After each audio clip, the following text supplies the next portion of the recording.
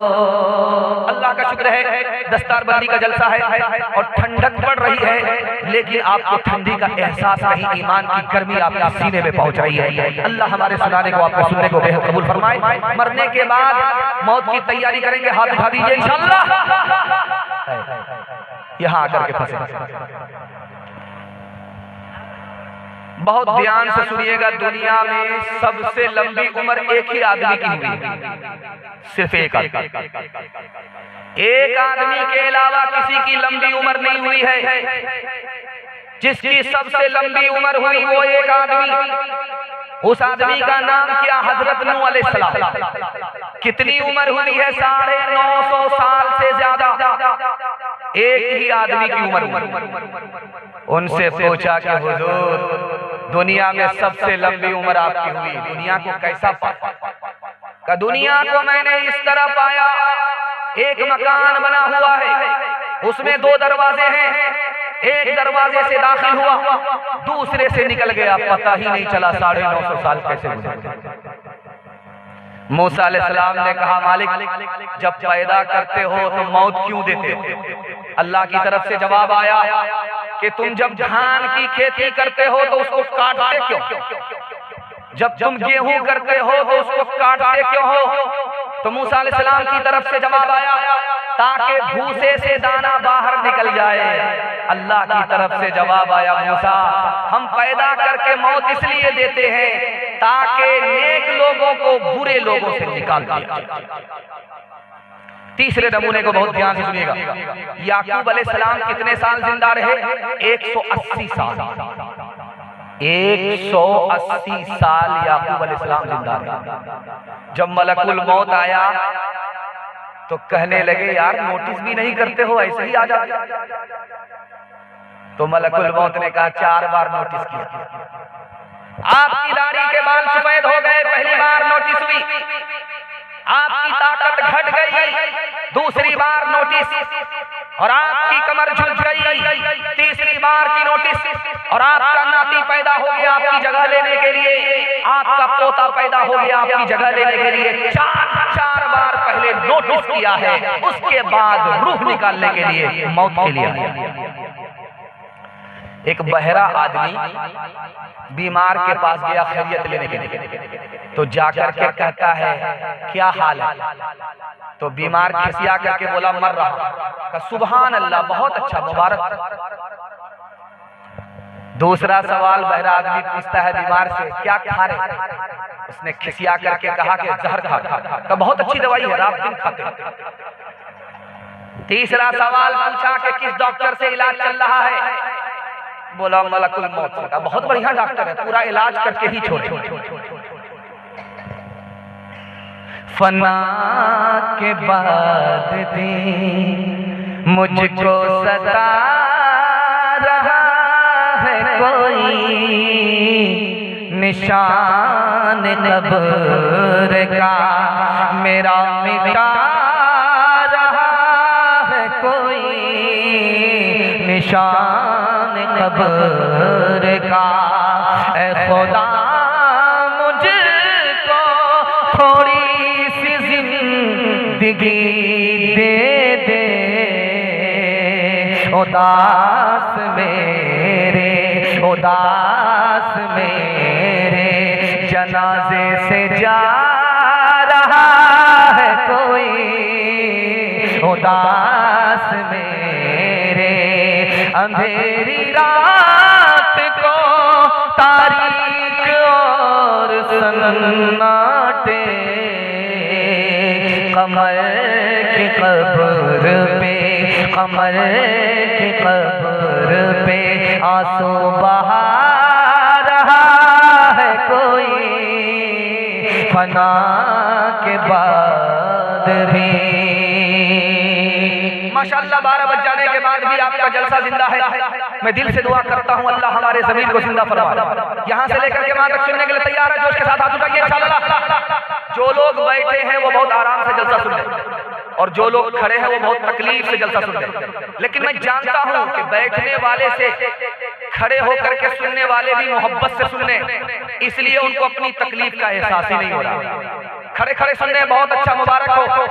मैं आपसे बैठने के लिए नहीं कहूंगा, मैं आपको मुबारकबादी देता हूं कि आप रात के 12 बजे भी मोहब्बत से खड़े खड़े सुन रहे। अल्लाह बैठ कर सुनने वाले को, खड़े खड़े सुनने वाले को, दोनों को कबूल फरमाए। हलाल और हराम के हवाले से पैगाम आपकी खिदमत पर रखने के लिए जा रहा हूं। सुनने के लिए तैयार है? जो उसके साथ हाथ उठा दीजिए इंशाअल्लाह। दाया बाया होता रहेगा, घबराना नहीं है, साथ सुन माफ है। मैं भी आपकी जगह होता, अचानक सवाल होता, मैं भी फंस जाता। आपको शर्मिंदा करना मकसद नहीं है, आपकी जिम्मेदारी को टटोल करके पैगाम देना है। ध्यान से सुनिएगा। एक लुकमा सिर्फ हराम का हलक के नीचे उतरा, सिर्फ एक लुकमा हराम का, सिर्फ एक लुकमा हलक के नीचे उतरा, उसके बाद नहीं उतरा। 40 दिनों तक नमाज भी कबूल नहीं, रोजा भी कबूल नहीं, कुछ भी कबूल नहीं। क्यों? पेट में वो हराम है, 40 दिन उसका असर रहेगा, उस असर की वजह से कोई नेकी ही कबूल नहीं। जब एक लुकमे का ये हाल है तो पूरे दस्तरखान का क्या हाल है? एक आदमी को अगर 70 बार जिंदगी मिले, 70 बार, और वो हर बार गर्दन कटा करके शहादत हासिल करे, तो हदीस में ये आता है कि अगर हराम खाता था, कमाता था और गर्दन कटा करके शहीद भी हो गया, राहे खुदा में खून भी बहा दिया, फिर भी हराम का गुनाह नामे आमाल में बाकी रहेगा, खून बहा देने की वजह से भी माफ। एक बात याद रखिए, मैं बैठा हूं, आप भी बैठे, आपकी कमर आपका साथ दे रही है, इसलिए आप बैठे हैं, झुके नहीं हैं। जिस तरह ये कमर है उसी तरह आपका पैसा। अगर पैसा है तो आप खड़े रहेंगे, अगर पैसा निकल गया हाथ से तो आप झुक जाएं। इसलिए पैसे की कदर कीजिए। पैसा आपके पास हमेशा रहेगा। एक तरीका है, ये जादू नहीं है, ये कोई करामत नहीं है, ये हदीस का नमूना है। पैसा हमेशा बाकी रहेगा, आपके हाथ से पैसा जाएगा नहीं, मगर करना क्या है? आपको हलाल कमाना है, हिसाब से खर्च करना है। दूसरे के आप मोहताज नहीं होंगे, खुदा के मोहताज होंगे। दुनिया पीछे होगी, आपको दुनिया पीछे नहीं चलेगी। एक मिसाल पर पैगाम खत्म कर रहा हूं। साबड़ा का आदमी 1 किलो दूध में 10 किलो पानी मिला और जाकर खड़गपुर में बेचता था। 99 दिन चोर के 1 दिन कोतवाल। दूध बेच करके आ रहा था, पेशाब लगा, पखाना लगा, बटुए में पैसा था, साइकिल से आया, उसने पाकड़ के दरख्त के नीचे बटुआ रख दिया, साइकिल रख दिया। हाजत के लिए जो बाहर निकला तो ऊपर बंदर था, नीचे आकर के बटुआ ले। वहां से जब वो वापिस आया तो देखा कि बंदर उसके बटुआ से पैसा निकाल करके देख रहा है कि कौन असली है कौन नकली है। एक सिक्का हाथ से छूट करके सीधा पानी में गिरा, बोला तबाह। बंदर को बड़ा अच्छा लगा कि भाई कहाँ दिवाली है, कहाँ पटाखा छूट रहा, कहाँ बारात आई। उसको महसूस हो गया कि ओ ये सिक्के की आवाज। दूसरा सिक्का निकाल करके फिर गिराया, तबाह। मजा आ रहा है, मस्त हो रहा है, सुन रहा है, और इसका कलेजा पानी हो रहा है कि कौन से तमाशे में लग गया, तो पूरा बटुआ मेरा खाली करके पानी में डाल देगा। उसने हाथ जोड़ करके कहा, महाराज सिक्का दे दो, हम तुमको केला खिलाएंगे।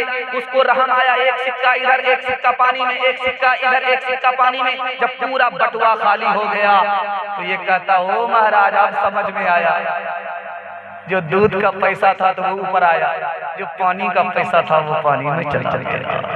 हाथ उठाइए, वादा कीजिए जो खुदा से नहीं मिलेगा ससुर से लेंगे। हाथ उठा दीजिए इंशाअल्लाह। खबर हदीसों में जिसकी आई वही जमाना बा रहा है। ज़मीं भी तेवर बदल रही है, फलक भी आंखें दिखा रहा है। पराए माल को अपना समझे, पराए माल को अपना समझे, हलाल को भी हराम को भी हलाल जाने। गुनाह करे और कमाल समझे, बताओ दुनिया में क्या रहा है। खबर हदीसों में जिसके आई वही जमाना बा रहा है। ज़मीं भी तेवर बदल रही है, फलक भी आंखें दिखा रहा है। आधा से ज्यादा जलसा निकल गया, मुझे भी पता नहीं चला, आपको भी पता नहीं चला। ठंडी अपनी जगह और ईमान की गर्मी अपनी जगह। अल्लाह हमारे ईमान की कदम कदम पर हिफाजत फरमाए। सुना रहा हूँ जमाने के हिसाब से यहाँ पर देखिए पर्दा लगा हुआ है, इस पर्दे के पीछे औरतें बैठी हुई और इस पर्दे के पीछे मर्द हैं। औरत और मर्द दोनों को शामिल करके एक पैगाम आपकी खिदमत में रखने के लिए जा रहा हूँ। हमारे जवान यहाँ से लेकर के वहां तक सुनने के लिए तैयार है। जोश के साथ हाथ उठाइए, इंशाअल्लाह बूढ़े लोग गलती से हाथ मत उठाइए। आप लोग जवान होने वाले नहीं है, सीधा जन्नत में जाकर के जवान होंगे, हूर से आपका निकाह होगा, लेकिन यहाँ कोई चांस नहीं। जो लड़का निकाह करता है वो कितना बड़ा लालची होता है, मैं आपको दिखाने के लिए जा रहा हूं। और जिस लड़के का निकाह होता है उसका बाप कितना लालची होता है, ये मैं दिखाने के लिए जा रहा हूं। जिस लड़के की शादी हो रही है उसकी माँ कितनी लालची होती है, ये दिखाने के लिए। लड़के की माँ इधर बैठी है, लड़की की माँ इधर बैठी है। दूल्हे की माँ दुल्हन से कह रही है, दुल्हन की माँ से कह रही है, मेरे बेटे को फुला गांव में पैसा भी मिल रहा है, गाड़ी भी मिल रही है, सामान डबल डबल मिल रहा है। अगर तुम्हारे यहाँ पैसा मिलेगा, गाड़ी मिलेगी, सामान मिलेगा तो रिश्ता होगा, वरना रिश्ता नहीं होगा। मेरे बेटे के लिए लड़की की कमी नहीं है। इस दुनिया में, लालच की दुनिया में औरत कितनी लालची है कि औरत हो करके एक गरीब औरत को सांप की तरह डस रही है। ये है लड़के की माँ। अब लड़के का बाप दिखाने के लिए जा रहा हूं कैसा होता है। लड़के का बाप इधर बैठा हुआ है, लड़की का बाप इधर बैठा हुआ है। लड़की का बाप लड़के के बाप से कहता है, हाजी साहब बेटा आपका है, बेटी हमारी है, रिश्ता होगा, अंदर से कोई डिमांड तो नहीं। तो हाजी साहब कहते हैं, अस्तगफिरुल्लाह ला हौला वला कुव्वता इल्ला बिल्लाह, कैसी बात करते हैं।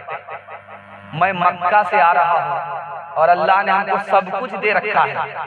जब आप डिमांड की बात करते हैं तो हमारी तरफ से कोई डिमांड नहीं है, मगर 4 चक्का दे दीजिएगा तो आप ही की बेटी आएगी। ये है लड़के का बाप। अब लड़का कैसा होता है, कैसा लालची होता है, दिखाने के लिए जा रहा है। कल बारात जाने वाली है, रात में लड़का लड़की को फोन करके कहता है कि तुम्हारे बाप ने वादा किया था कि 4 चक्का देंगे, खरीद करके अपने घर में रख लिया है कि नहीं। तो लड़की जवाब देती है कि आप, मेरे बाप ने वादा किया है, शादी हो जाने दीजिए, 2-4 महीने में वो वादा पूरा हो जाएगा। लड़का को समझ में आया कि लड़की का बाप भी धोखा दे रहा है, लड़की भी धोखा दे रही है। लड़का खिसिया करके कहता है कि तुम्हारे बाप की औकात नहीं है 4 चक्का देने। तो लड़की खिसिया करके कहती है कि मेरे बाप की तो औकात हवाई जहाज देने की, पहले तुम बताओ कि तुम्हारे बाप की औकात है एयरपोर्ट बनाने की। हलवाई की दुकान नाना जी का फाफा। हाथ उठाइए, वादा कीजिए बेटा की शादी फ्री में करेंगे इंशाअल्लाह। फ्री में मिला तो छोड़ेंगे नहीं, हाथ उठाइए इंशाअल्लाह। मौत से अपना दामन बचाते हैं जो, जिंदगी फिर उन्हें रास आती नहीं। जब से उसने सुना एक बहू जल गई, मेरी बच्ची मगर मुस्कुराती नहीं। जब से उसने सुना एक बहू जल गई, तब से बच्ची मेरी मुस्कुराती नहीं। हाल न पूछे दर्द न बाटे इस जंगल के लोग, अपना अपना सुख है सबका, अपना अपना सो। कोई नहीं जो हाथ बढ़ा के, कोई नहीं जो हाथ बढ़ा के गिरतों को लेता, बाहर से चुप चुप लगता है अंदर है कोहरा। बाहर से चुप चुप लगता है अंदर है कोहरा।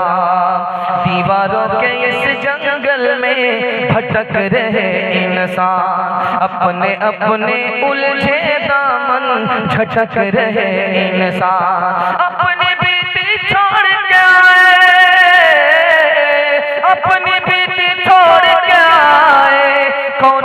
पी के काम, बाहर से चुप चुप लगता है अंदर है कोहरा। जवान है, बंगाल सरकार है, यहाँ दारू पर लाइसेंस मिलता है, तो मुसलमान क्या समझता है कि दारू हलाल, पीते जाओ। अरे अल्लाह का बंदा, ये तो दुनिया की सरकार है, बंगाल की सरकार है। दारू पीने पर कोई कोड़ा नहीं, कोई सजा नहीं, कोई कानून नहीं, लेकिन जो सरकारों की सरकार है हमारा खुदा, उसने दारू के एक एक कतरे को खून की तरह हराम करार दिया है। जैसे खून का एक कतरा पीना हराम, उसी तरह शराब का एक कतरा पीना हराम। हाथ उठाइए, वादा कीजिए कि समाज को दारू से बचाएंगे, खुद भी दारू से बचेंगे। हाथ उठा दीजिए इंशाअल्लाह। एक मिसाल पैगाम खत्म कर रहा हूँ। जवान आया, या रसूल अल्लाह मुझको पीने का शौक नहीं है, लेकिन डॉक्टर ने कहा है कि दारू पी लोगे तो तुम्हारे दम्मा का इलाज हो जाएगा। अल्लाह के रसूल ने कहा वो डॉक्टर गलत बोलता है, दारू बीमारी है, बीमारी से इलाज नहीं होता, बीमारी से बीमारी बढ़ती है। एक जवान आया, या रसूल अल्लाह ठंडा बहुत है, ठंडी बहुत आग लग रही है, दारू पी लेता हूँ तो ठंडी दूर हो जाती है। अल्लाह के रसूल ने कहा कि दारू ठंडी दूर करने के लिए भी पीना है। एक जवान आया कि मैं पत्थर तोड़ता हूँ, थक जाता हूँ, जब दारू पी लेता हूँ तो थकावट दूर हो जाती है। अल्लाह के रसूल ने फरमाया कि फिर भी हराम। जवान ने कहा, या रसूल अल्लाह मैं तो मान जाऊंगा, लेकिन मेरी कौम नहीं मानेगी। अगर तुम्हारी कौम नहीं मानती है तो तलवार लेकर के उसके सर पर खड़े हो जाओ, नहीं माने तो दो टुकड़े कर। एक औरत ने चालाकी से एक जवान को अपने घर में बुलाया, बुला करके दरवाजा बंद कर दिया और कहा, जवान हमसे जिना करना हो। जवान ने हाथ जोड़ करके कहा कि जिना गुनाह है, मैं गुनाह नहीं कर सकता। औरत ने कहा कि वो बच्चा है, उसको कत्ल करना होगा। जवान हाथ जोड़ करके खड़ा हो गया कि जिना से भी बढ़कर के कत्ल है, मैं किसी मासूम की जान नहीं ले सकता। औरत चालाक थी, जवान को चकमा देते हुए कहा कि एक गिलास दारू पी लो, दरवाजा खोल देंगे, तुम्हारी जान भी बच जाएगी, आबरू भी बच जाएगी। जवान ने सोचा कि छोटा सा गुनाह है, एक गिलास पी लेता हूँ और इस घर से जल्दी से भाग जाता हूँ, जान भी बच जाएगी, आबरू भी बच जाएगी। जैसे ही उस एक गिलास को उसने चढ़ाया, हलक के नीचे उतरा, नशा जैसे ही सर पर आया, उसने लड़की से जिना भी किया, मासूम को कत्ल भी किया। एक शराब आई, सारा गुनाह। एक ईसाई बोला कि मैं बहुत बड़ा पियक्कड़ हूं, मेरे दादा जो इतना पीते थे मैं उससे ज्यादा पीता, और जब दिन में पीता हूं तो वजीर आजम को बाप का साला बनाता, और जब रात में पीता हूं तो वजीर आला को दादा का साला बनाता। मैं मुसलमान हो जाता, कलमा पढ़कर मुसलमान हो जाता, अफसोस के इस्लाम में दारू हराम है, इसलिए मुसलमान नहीं हो सकता। तो बगल के एक आलिम थे, उन्होंने चालाकी से कहा कि तुम कलमा पढ़कर मुसलमान हो जाओ, दायां बायां पीते रहो। बड़ा खुश हुआ कि सुभान अल्लाह, एक वक्त में दो काम। जब कलमा पढ़कर मुसलमान हो गया तो दारू की तरफ हाथ बढ़ाया तो उस आलिम ने कमर से कोड़ा निकाला कि अगर दारू को हाथ लगाया 80 कोड़े मारूंगा। हाथ खींच लिया, उसके बाद सर पर हाथ रख करके अफसोस करने लगा, यार बेकार में मुसलमान हो गया, इस्लाम छोड़ देता। तो उन्होंने धमकी दी कि अगर इस्लाम छोड़ोगे तो जेल में डाल देंगे। अब ऐसा बुरा फंसा कि इस्लाम के सदके में शराब भी छूट गई, सच्चा पक्का मुसलमान भी हो गया। गिलासों में जो डूबे फिर न उभरे जिंदगानी में, हजारों बह गए इन बोतलों के बंद पानी में। न कर बर्बाद अपनी जिंदगी बोतल के दीवाने, वो काटेगा बुढ़ापे में जो बोता है जवानी में। ये दारू का पियाला मौत का कड़वा पियाला है, मिला है जहर शरबत में, छुपी है आग पानी में। यही सैया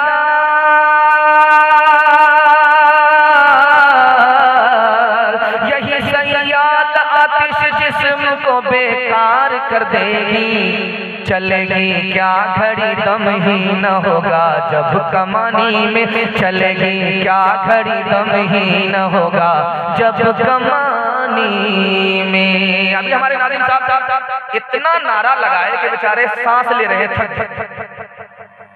अब ये सोचते हैं कि और ज्यादा नारा लगाएंगे तो कहीं हमको डॉक्टर के यहाँ जाना ना पड़े। खैर माशाल्लाह, सांस ले रहे हैं, आप लोग भी सांस ले रहे हैं।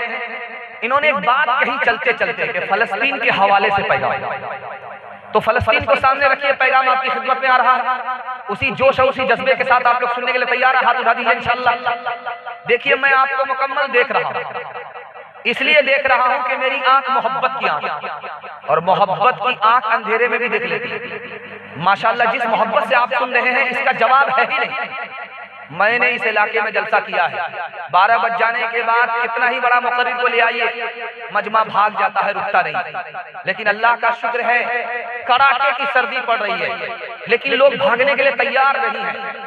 ये आशिकों का मजमा है, ये आम मजमा नहीं है। अल्लाह आपकी इस रात को इबादत बनाए और आपके घर की हर मुश्किल को अल्लाह आसान फरमाए। ध्यान से सुनिएगा, तेजी के साथ निकल जाएगा।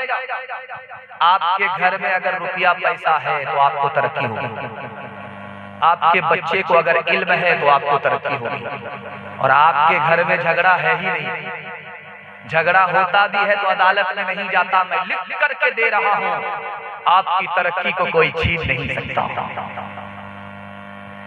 आपके घर में झगड़ा कैसे खत्म होगा, मैं राज बता रहा हूं। आपके घर में इत्तेहाद कैसे होगा, मैं राज बता रहा हूं।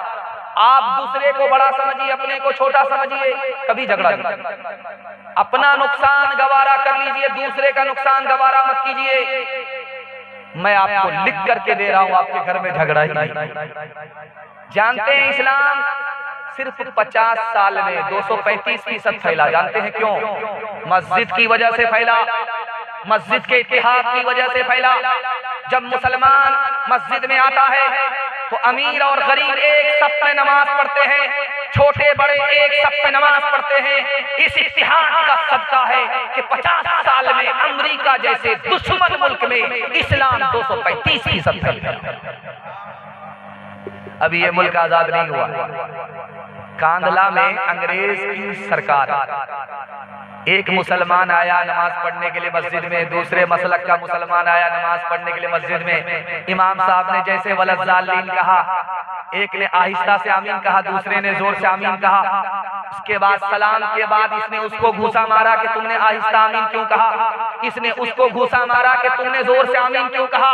और उसके तरफदार आ गए, इसके तरफदार आ गए, दोनों तरफ से मुसलमान मस्जिद में खाने खुदा में लड़ करके लहूलुहान हो गए।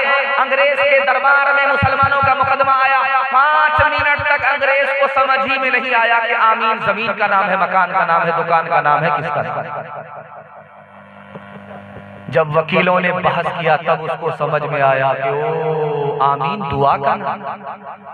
तो उस अंग्रेज ने भिगा करके जूता मारा मुसलमानों को कि आमीन की 3 किस्में हैं। जोर से आमीन कहना ये भी हदीस से साबित है, आमीन बिल जहर। आहिस्ता से आमीन कहना ये भी हदीस से साबित है, आमीन बिस्सिर। और तीसरी आमीन, आमीन बिशर, फितना उठाने के लिए हनफी सलफी से लड़ जाए, सलफी हनफी से लड़ जाए मसलक के नाम पर, ये आमीन हदीस से साबित नहीं है, ये फितना है। हनफी भी गुनहगार, सलफी भी गुनहगार। हाथ उठाइए, वादा कीजिए, फलस्तीन को सामने रखिए। फलस्तीन के लिए आज मुसलमान एक नहीं हुए तो फिर कभी मुसलमान एक नहीं हुए।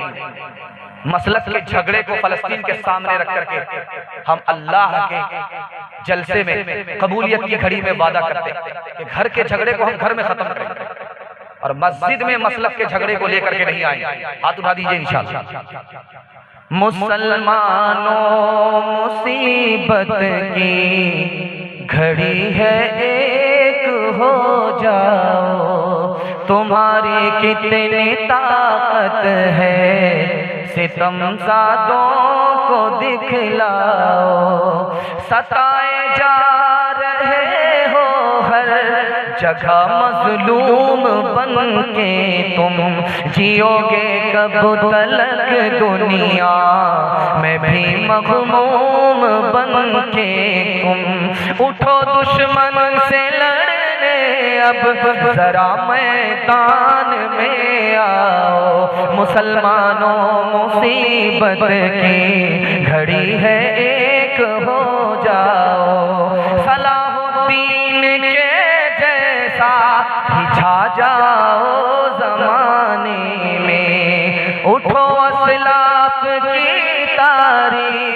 दोहराओ ज़माने में, अलम इस्लाम का तुम मस्जिदे अक़सा पे लहराओ। मुसलमानों मुसीबत की घड़ी है, एक हो जाओ। मर्दों का पैगाम खत्म हो गया, सिर्फ 3 पैगाम औरतों के हवाले से मैं आपको दूंगा। 5 मिनट में मेरे हिस्से का जलसा मुकम्मल हो जाएगा, लेकिन आपका जलसा उस वक्त मुकम्मल होगा जब सारे मेहमान आपके सामने रूबरू होंगे। वो सुनाने का हक अदा करेंगे, आप सुनने का हक अदा करेंगे, तभी ये रात आपकी रात होगी और ये जलसा तारीखी जलसा होगा। वादा कीजिए कि इंशाअल्लाह दुआ पर इस जलसे को खत्म करके जाएंगे। हाथ उठा दीजिए इंशाअल्लाह। औरतों के हवाले से पैगाम है, सुनने के लिए तैयार है? जोश के साथ हाथ उठाइए इंशाअल्लाह। औरत को सर पर बिठाएंगे, हाथ उठाइए इंशाअल्लाह।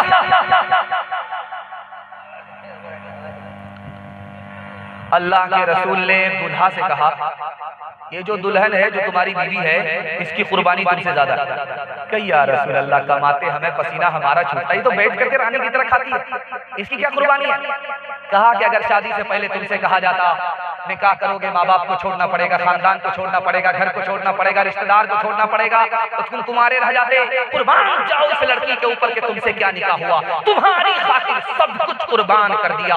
इसकी कुर्बानी को याद रखोगे तो घर में कभी झगड़ा नहीं होगा, टूटा फूटा घर जन्नत बन जाएगा। दोपहर का वक्त है, अल्लाह के रसूल की आंख लगी है, दरवाजे पर दस्तक हुई, खोला तो देखा फातिमा खड़ी है। बेटी तुम्हारा आना नहीं था, तुम कैसे आ गई? कहा कि अपने शौहर अली से खफा होकर के आई। अल्लाह के रसूल ने कहा कि फातिमा याद रखो, मैं तुम्हारा बाप हूं, अली तुम्हारे शौहर हैं। अली की इजाजत के बगैर मेरे घर में कदम रखा है, दरवाजा बंद तो मिलेगा, खुल नहीं सकता। उल्टे पांव जाकर के अपने शौहर से माफी मांगो। अगर तुमने माफी नहीं मांगी, तुम्हारा इंतकाल हो गया, बेटी मैं जिंदा रहा, मैं तुम्हारी नमाज़े जनाजा पढ़ूंगा भी नहीं पढ़ाऊंगा। बीवी शौहर के पास आकर के कहती है कि जब घर में मेहमान आते हैं तो आप मीठी मीठी बात करते हैं, और जब मेहमान घर से चले जाते हैं तो आप लाठी से बात करते हैं, गाली से बात करते हैं। तो शौहर ने कहा कि जब तुम घर से बाहर निकलती हो तो बन ठन करके निकलती हो, और जब घर में रहती हो तो अटीचर फटीचर रहती हो, जैसी तुम हो वैसी। घड़ी ही खराब हो गई तो घड़ी को देख करके शौहर कहता है, आहा हा, कितनी अच्छी थी, कितनी प्यारी थी। बगल में बीवी सुन रही थी, उसने कहा यार कौन अच्छी? कहा कि मेरी घड़ी। कहा कि तुम्हारी घड़ी मुझसे भी ज्यादा अच्छी? कहा तुमसे ज्यादा अच्छी। जब हमारी घड़ी बिगड़ती थी तो बंद हो जाती थी, और जब तुम बिगड़ती हो तो शुरू हो जाती। हाथ उठाइए, वादा कीजिए मोहब्बत का बर्ताव करेंगे, गाली गलौज गुस्सा और सितम अपनी बीवी पर नहीं ढाएंगे। हाथ उठा दीजिए इंशाअल्लाह। हर काम बीवी से पूछ करके करेंगे, हाथ उठाइए इंशाअल्लाह। किरदार बद पे खुद ही ये गुस्से में आएगी, शौहर दिखाए डंडा तो ये झाड़ू दिखाएगी। किरदार बद पे खुद ही ये गुस्से में आएगी, शौहर दिखाए डंडा तो ये झाड़ू दिखाएगी। कासिर इसीलिए तो कोई बरकत नहीं रही, बेफातिमा से अब कोई औरत नहीं रही।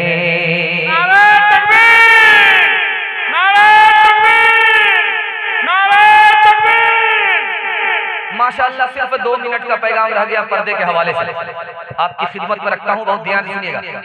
अल्लाह के रसूल ने कहा, अबू बकर तुम्हारी बेटी जवान है और तुम जवान हो, अपनी सगी जवान बेटी के साथ अकेले में मत बैठना, शैतान दूर नहीं है।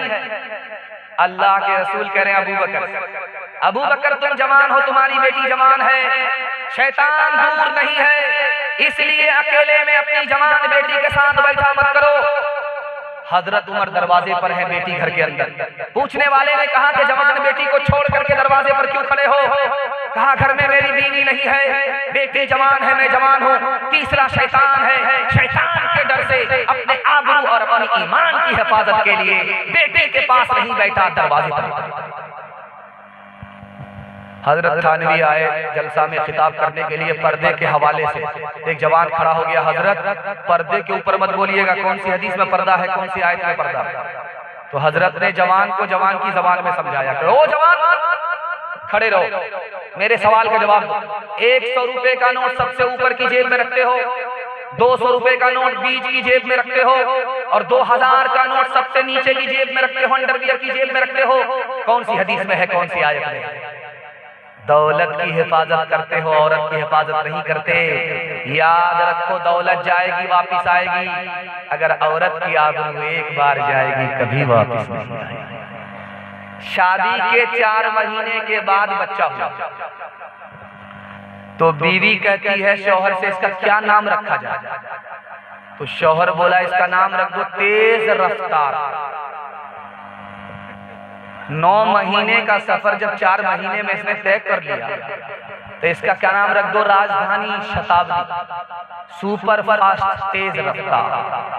आंखों की बंदगी से, आंखों की बंदगी से निगाहें झुका के चल, निगाहें झुका के चल।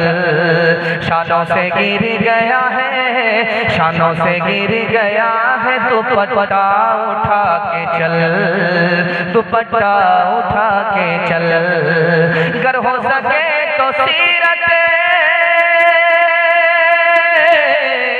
अगर हो सके तो सीरत ज़हरा पे कर अमल, ज़हरा पे कर अमल। इस जिंदगी को यूं न तमाशा बना के चल, तमाशा बना के चल। अपने घर की औरत की आबरू की, ईमान की हम खुद हिफाजत करेंगे। हाथ उठा दीजिए इंशाअल्लाह। बहन से ज्यादा साली पर मेहरबान होंगे, हाथ उठाइए इंशाअल्लाह। खैर माशाअल्लाह। असद आजमी साहब आए थे तो उन्होंने माँ के हवाले से एक मिसरा कहा था, जहाँ से माहौल बन गया था। अब उसी माहौल में हम आपको दोबारा दाखिल कर देते हैं। माँ के ऊपर आखिरी पैगाम देकर के हम रुखसत हो रहे हैं, लेकिन जलसा जैसा था वैसा का वैसा ही है। माशाअल्लाह, इसकी मुबारकबादी हम आपको देते हैं। अगर आपकी माँ जिंदा है तो अल्लाह आपकी माँ की खिदमत के लिए आपको कबूल फरमाए। अगर माँ का इंतकाल हो गया है तो अल्लाह दुआए मग़फ़िरत के लिए, साले सवाब के लिए आपको कबूल फरमाए। आमीन। एक मसला आकर के पूछा एक जवान, या रसूल अल्लाह, मैंने मिन्नत मानी। मेरी मिन्नत ये थी कि अगर मक्का फतह होगा तो काबे की चौखट को मुंह से चूम लूंगा। अब मक्का फतह हो गया है, मेरी मिन्नत है, कैसे पूरी करूंगा?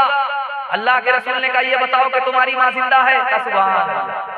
का दौड़ करके जाओ, माँ के कदम को चूम लो, तुम्हारी मिन्नत भी पूरी हो जाएगी। काबे की चौखट के पास जाने की हाजत। नारे तकबीर, नारे तकबीर, नारे तकबीर। एक जवान आगे आगे, बूढ़ा पीछे। अल्लाह के रसूल ने रोक करके पूछा, ये जवान, ये जो बूढ़ा तुम्हारे पीछे चल रहा कौन है? का मेरा बाप है। सुभान। अगर ये तुम्हारा बाप है तो बाप से आगे मत चलना। अगर ये तुम्हारा बाप है तो बाप से पहले कुर्सी पर मत बैठना। अगर ये तुम्हारा बाप है, पेशाब कर दे बुढ़ापे और बीमारी की वजह से, तो इसके पेशाब को इस तरह धोना जैसे मोहब्बत में बचपन में तुम्हारे पेशाब को धोया। आप देखेंगे कि जिस आदमी ने गाल पर हाथ रख करके कुर्सी पर बैठने की गलती की है तो समझिए इसको कोई गम है। अल्लाह के रसूल की मजलिस में एक आदमी गाल पर हाथ रख करके बैठा हुआ, तो अल्लाह के रसूल ने पूछा, ओ जवान, कोई गुनाह हुआ? हाँ, बहुत बड़ा गुनाह, जमीन से भी बड़ा, आसमान से भी बड़ा, अर्श से भी बड़ा। अल्लाह के रसूल ने तसल्ली दी कि ये बताओ कि तुम्हारे माँ बाप जिंदा हैं? का सुभान अल्लाह, माँ भी जिंदा है, बाप भी जिंदा है। कहे जवान, घबराने की जरूरत नहीं है, दौड़ करके जाओ, माँ के पांव पकड़ो, दौड़ करके जाओ, बाप की दाढ़ी को पकड़ो और दोनों से अपने गुनाह की माफी की खातिर दुआ कराओ।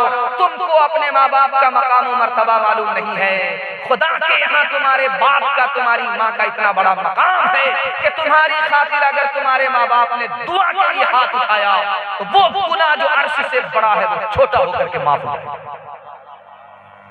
एक मिसाल पर पैगाम खत्म कर रहा हूं। दस्तरखान बिछा हुआ था और बेटा खाना खा रहा था। सालन में जब मजा नहीं आया तो माँ को डांटने लगा, माँ तू बूढ़ी हो गई है, तुमको सालन पकाने के लिए नहीं आता। तो माँ ने कहा बेटा खफा क्यों हो रहा, तेरी बीवी ने पकाया। तो कहने लगा सुबहान अल्लाह, इसीलिए तो सोच रहा था कि सालन में इतना मजा क्यों आ रहा है। अब माँ ने कहा कि बेटा तू शौहर नहीं है बीवी का, बल्कि जोरू का गुलाम है। हाथ उठाइए, वादा कीजिए शादी से पहले माँ बाप को, शादी के बाद सास ससुर को कमा करके खिलाएंगे। हाथ उठा दीजिए इंशाल्लाह। माँ की ममता, माँ की ममता को चैन आ जाए, ऐसा क्या काम आप करते हैं, ऐसा क्या काम गालियाँ माँ को देने वाले लोग बेयकीनी की मौत मरते हैं। बाप का कुछ नहीं ये रखते वक़ार, बाप का कुछ नहीं ये रखते वक़ार। वो जो कमज़ोर वो उनसे लड़ते हैं, वो जो कमज़ोर वो उनसे लड़ते हैं। मेरा पैगाम इतनी जल्दी खत्म हो गया कि मुझे भी पता नहीं चला, आपको भी पता नहीं चला, लेकिन मेरा हक तो अदा हो गया। लेकिन अभी हमारे दूसरे मेहमान का हक अदा नहीं हुआ। वो अदा कैसे होगा वो आपको सुनाएंगे, आप सुनते रहेंगे। आपने सुनने का हक अदा कर दिया, इन्होंने सुनाने का हक अदा कर दिया, आपका हक अदा हो जाएगा। ये जलसा कबूल हो जाएगा और इस जलसे की भलाई हम लोगों को जिंदगी भर मिलेगी। हाथ उठाइए, 3 काम करेंगे। अल्लाह की इबादत करेंगे इंशाअल्लाह, रसूलुल्लाह की इताअत करेंगे इंशाअल्लाह, मखलूक की खिदमत करेंगे इंशाअल्लाह। 3 काम छोड़ दीजिए, मैं गारंटी लेता हूँ मुसीबत आपको छोड़ देगी। हाथ उठा करके वादा कीजिए, गुनाह नहीं करेंगे इंशाअल्लाह, गलत नहीं कमाएंगे इंशाअल्लाह, गलत माहौल में नहीं जाएंगे इंशाअल्लाह, न किताबों से नवाजों से नजर से पैदा। दीन होता है बुजुर्गों की नजर से पैदा, नहीं सीखा इन्होंने दीन रहकर शेख के घर में, भले कॉलेज के चक्कर में, मरे साहब के दफ्तर में, थे केक के चक्कर में तो रोटी भी गई, बड़ी शेख की ताक में थे तो छोटी भी गई, न मानी बात वाइस की, थे पतलून के चक्कर में तो लगोटी भी गई। बाखिर दावाना अल्हम्दुलिल्लाह।